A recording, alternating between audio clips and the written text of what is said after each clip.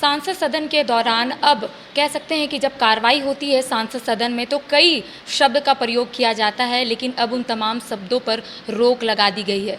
इस वक्त हमारे साथ मौजूद है सीपीआईएम की वरिष्ठ नेता वृंदा करात जी। इनसे बात करते हैं कि मैम, जब भी सांसद सदन में कार्रवाई चलती है लगभग लोग कई शब्द का प्रयोग भी करते हैं, अब उस शब्द में रोक लगा दी गई है, इसको किस रूप से लेंगे आप?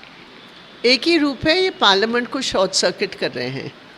मोदी जी कहते हैं ना, ये पॉलिटिक्स को शॉर्ट सर्किट करने वाले, तो मोदी जी तो खुद ही शॉर्ट सर्किट कर रहे हैं पार्लियामेंट को। अरे पार्लियामेंट के एमपीज हैं, क्या पार्लियामेंट्री लैंग्वेज है, पार्लियामेंट्री लैंग्वेज नहीं है, एक परंपरागत एक समझ है। लेकिन अभी तो वो शब्द भी वो हटाने का प्रयास कर रहे हैं जो उनकी पॉलिटिक्स के साथ जुड़े हैं। जुमलागिरी, जुमलागिरी शब्द मोदी जी की नीति की जुमलागिरी, पॉलिसीज़ की जुमलागिरी। किसी व्यक्ति के बारे में हम वो शब्द थोड़ी इस्तेमाल करते हैं, लेकिन पॉलिटिक्स के बारे में, पॉलिसीज़ के बारे में वो भी हटाना चाह रहे हैं। अब करप्ट, तुम करप्शन के जो पूरा एक मामला है, एक समय मोदी जी कहते थे न खाऊंगा न खाने दूंगा, अभी वो करप्ट शब्द ही वो हटाना चाहते हैं।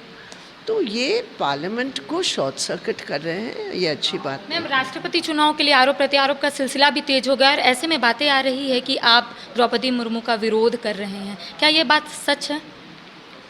सवाल ही पैदा नहीं होता है। द्रौपदी जी यहाँ गवर्नर भी थी और हम लोग इतने बार मिले हैं, तो ये सवाल व्यक्ति का नहीं है। अभी सवाल है जो मोदी सरकार सत्ता को हत्या कर हिंदुस्तान की हर इंस्टीट्यूशन, चाहे प्रेसिडेंट का पोस्ट हो, चाहे पार्लियामेंट का सवाल हो, चाहे जुडिशरी का सवाल हो, चाहे ऑटोनमस इंस्टीट्यूशंस, इलेक्शन कमीशन जैसा हो, चाहे एजुकेशन की ऑटोनमस बॉडीज़ हो, हर इंडिपेंडेंट ऑटोनमस इंस्टीट्यूशन जिसका आधार कॉन्स्टिट्यूशन देता है, उसको वो सबवर्ट करने का प्रयास कर रहे हैं। इसलिए ये ज़रूरी है कि उस प्रयास के खिलाफ हम लोग खड़े रहें और इसीलिए हम लोग खड़े हैं। मैम, पार्टी की पोलित ब्यूरो में एक महिला की हैसियत से आप शामिल हुई हैं, कैसा वो पूरे रूप को कैसे ले रहे, क्योंकि आज तक कोई महिला शामिल हुई थी, आप पहली महिला थी जो पोलित ब्यूरो में शामिल हुई थी पार्टी के?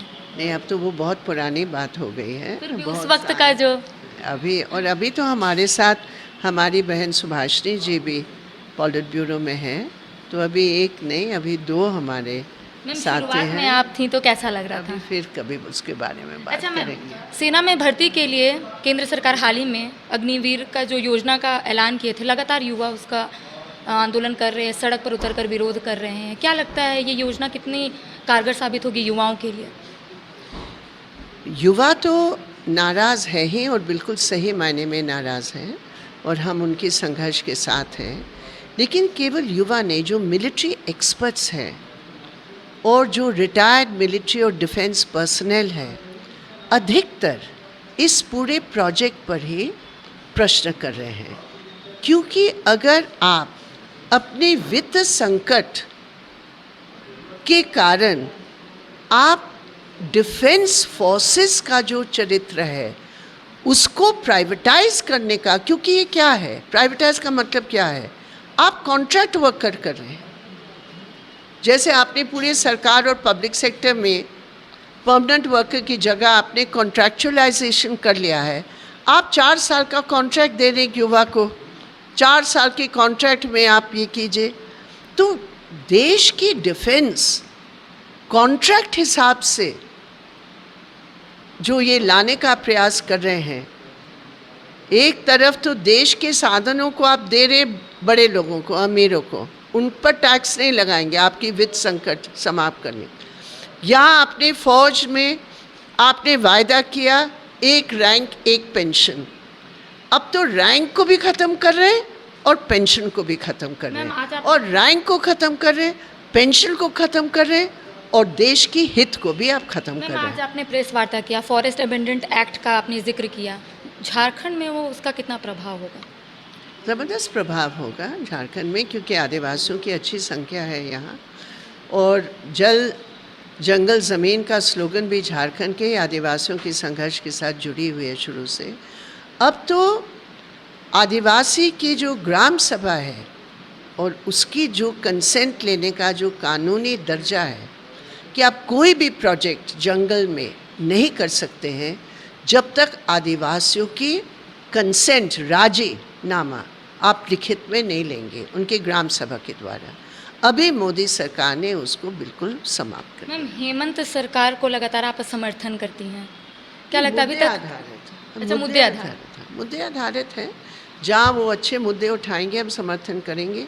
अब जब वो पीछे जा रहे हैं तो उनको जनता की जो मतलब आशाएं हैं सरकार के प्रति वो पूरा करने के बाद। एक आखिरी सवाल मैम, कि श्रीलंका में लगातार हालात जो है वो बिगड़ते हुए दिखाई दे रहे हैं।